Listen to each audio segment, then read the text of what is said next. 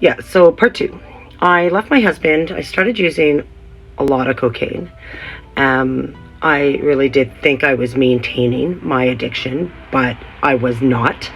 Um, I thought I was fooling everyone in my family, but of course, my mom's a recovering alcoholic too, and she saw right through it. So ultimately, she did give me an ultimatum.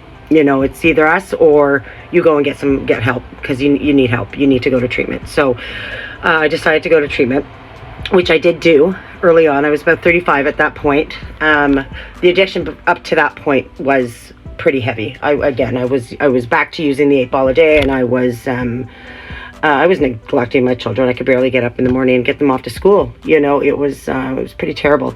I would make sure that they got a movie to watch, and I'd be busily just getting high. You know, I'd take them out on drug runs. You know, so that I could. You know, I can't even imagine. I'd pick them up in my car, and we would all go and score with my dealer. I mean, oh my God, I look back on it now, and I can't even believe some of the things I did.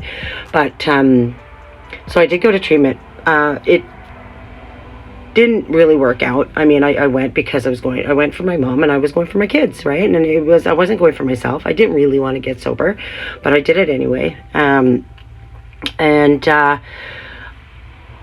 I got out, I went to a second stage housing in Ottawa, but I relapsed there, and I would be trying to get cocaine out, you know, in Ottawa. It was impossible because everyone was smoking crack, and so I would drive all the way to Montreal to get it, see my old dealer, and you know, again, here I'm thinking I'm fooling everybody, right? Well, I'm not. Obviously, my mom knows there's something going on, and you know, my ex-husband with the kids knows that I'm still off. I was working, but then I lost my job, and I had an apartment. Then I lost my apartment, and I had a car, and it got destroyed because I gave it to a guy who was dealing drugs so I could get a little bit of coke, and it was just so mixed up, you know. And then here I am thinking all along that I've got this, you know, I've got everybody fooled, but I mean, I haven't.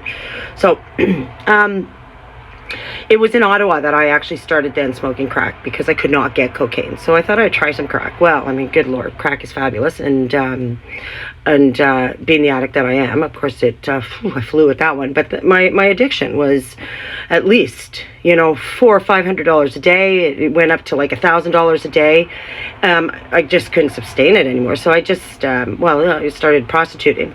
And that is a whole other chapter. That's a part 3. If anyone has any questions, don't hesitate to comment.